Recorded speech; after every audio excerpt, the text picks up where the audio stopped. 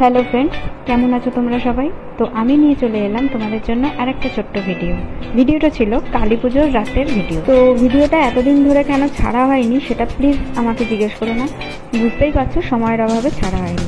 তো আজকে তোমাদের জন্য এই ভিডিওটা পোস্ট করলাম। তো এখানে দেখো আমি দই বড়া বানাচ্ছি। ওই দিন রাত্রিবেলা আমাদের বাড়িতে দই বড়া হয়েছিল। দুঃখের বিষয়, যখন দই বড়াটা সবাইকে সার্ভ করছিলাম তখন আর ভিডিও শ্যুট করা হয়নি। মানে দই বড়া যে তৈরি করাটা সেইটা হয়নি, শুধু বড়াটা যে ভাজছিলাম সেইটাই তোমাদের দেখাতে পেরেছি। আর এবার দেখো আমি ঘরের মধ্যে দেখাচ্ছি। ওই দিন আমাদের সন্ধ্যের দিকে ছোট্ট করে একটা লক্ষ্মী পুজো করা হয়, সেটাই করা হচ্ছে। তো আমার এখনও দই বড়াগুলো ভাজা কমপ্লিট হয়নি, সেই জন্য আবার ওই দিকেই ফিরে গেলাম, কেননা আমি এখনও পর্যন্ত পুজোর দিকে যাইনি। শুধু একটা কাজ কমপ্লিট হয়েছে, সেজে পুজো রেডি হয়ে গেছে। আর এদিকে দেখো এগুলো আমার বরের শখ, এগুলো মানে লাইট ফাইট ঠিকঠাক করা পুজোর দিনে, মানে কালী পুজোর দিনে মেনলি। ঘরেও নানা রকমভাবে লাইটিং করতে খুব ভালোবাসে। তো এই যে আমার সাজগোজ দেখো, আমি সেজে বুঝেই এই বড়াগুলো ভাজছি। আর এখানে আমার শ্বশুরমশাই আমার সঙ্গে হেসে হেসে কিছু একটা গল্প করছিল। কি নিয়ে গল্পটা করছিল আমি ভুলে গেছি। ও হ্যাঁ, এই দই বড়া তৈরির যে ডাল মাখাটা সেটা কিন্তু আমি মাখিনি একেবারেই। এটা আমার শ্বশুর আর শাশুড়ি মিলে আমাকে রেডি করে দিয়েছে, আর আমি দাঁড়িয়ে দাঁড়িয়ে ভাজছিলাম।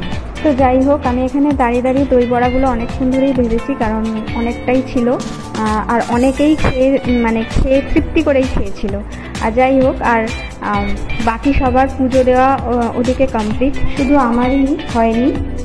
তো যাই হোক, আর আমার তো সবসময় মনে হচ্ছে যে কখন যে আমি বাইরে যাব, বাজিগুলো দেখবো বা বাজিগুলো ফাটাবো। যদিও আমি কখনো বাজি ফাটাই না, কিন্তু বাইরে যেতে ইচ্ছে করছিল যে কতক্ষণ আমি বাইরে গিয়ে বাজিগুলোর দিকে যাব।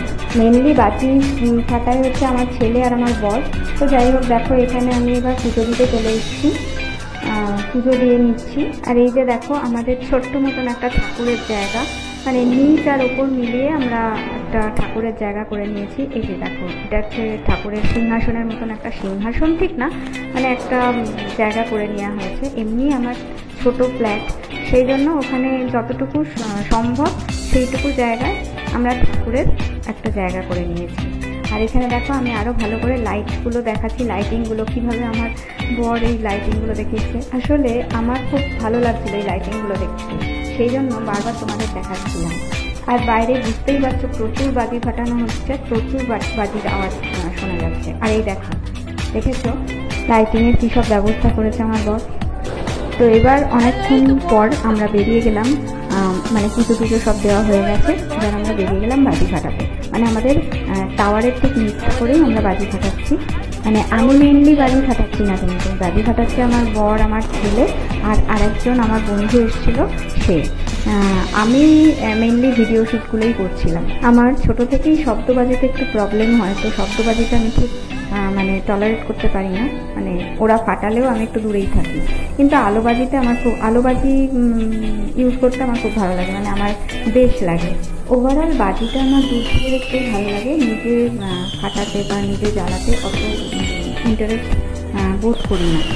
তো বন্ধুরা, এনজয় করো আমাদের বাজি ফাটানোটা আর বাজি পোড়ানোটা আর কি। আর তোমরা ভালো থেকো, সুস্থ থেকো। তো দেখা হচ্ছে আবার পরবর্তী ভিডিওতে, ততক্ষণের জন্য টাটা।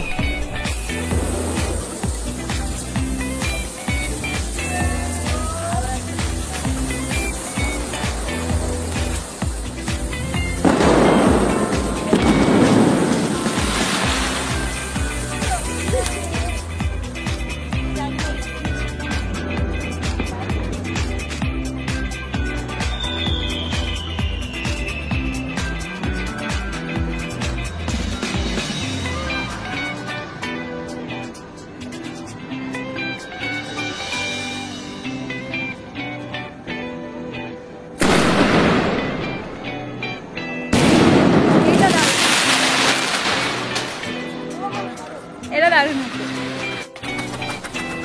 ছায়াগুলো।